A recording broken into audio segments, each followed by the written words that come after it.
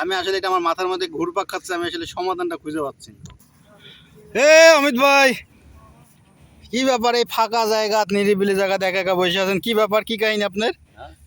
কি ব্যাপার একা একা বসে আছেন এখানে?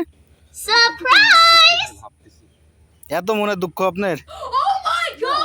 দুঃখ না, এই যে একটা সুন্দর পরিবেশ, বসে আছি। কি অবস্থা, কোন কিছু বলবেন আপনি?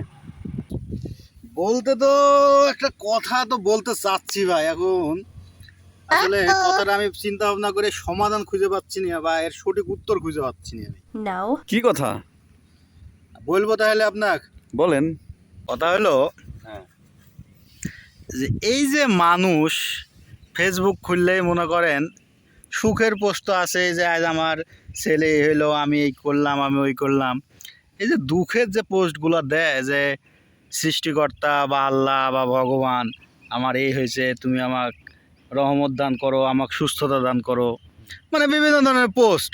মানে কিছু এই হলে ফেসবুকে উপর কিছু হলেই হ্যাঁ। ফেসবুকে পোস্ট যে আমাকে এই করো, এই করো। হ্যাঁ হ্যাঁ, বাঁচাও। তো এটা সুষ্ঠু সমাধানটা কি আছে? বা এই পোস্টগুলা কি ধরেন আমার আল্লাহ বা আপনার ভগবান কি দেখতে পাচ্ছে? তাহলে একটা কাজ করা যায় ভাই। কি কাজ তাহলে? তাহলে আপনি একটা সমাধান তাহলে আপনার কাছে আছে, তাহলে সমাধানটা দেন আমাকে এখন। আছে তো, সমাধান দিব।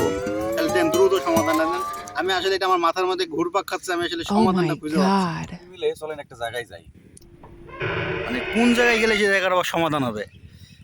আপনি আপনার মসজিদে যাবেন, আমি আমার মন্দিরে যাব। যায় মানে মসজিদ মন্দিরে গেলে এই সমাধান আছে? সমাধান মসজিদ মন্দিরে গেলে হবে না। মসজিদ মন্দিরে যায় আমি আমার ভগবানের কাছে বলবো, ভগবান আপনি আপনার আল্লাহর কাছে বলবেন, আল্লাহ এই যে মানুষ মনের দুঃখে ফেসবুকে এই যে এগুলো পোস্ট করছে তোমাকে মেনশন করে, তোমার তো আর ফেসবুকে আইডি নাই, তাই তাহলে তুমি একটা ফেসবুকে আইডি খুলো। মানে এই আল্লাহ যাই বা সৃষ্টিকর্তা যাই বলবো ফেসবুক আইডি খুলতে, তাহলে এই মানুষগুলোর সমস্যার সমাধান হয়ে যাবে। দেখতে তো পাচ্ছে না, দেখতে পাচ্ছে কি না তো, পোস্টগুলো কি উপরওয়ালা দেখতে পাচ্ছে না। তাহলে ফেসবুকে না আইডি গুলো দেখবি কেমনে? আগে আগে আইডি খুলবি, তারপরে কত দেখা লাগবে, তাই না? তাহলে চলেন চলেন দ্রুত চলেন, চলেন চলেন। আর দেরি করা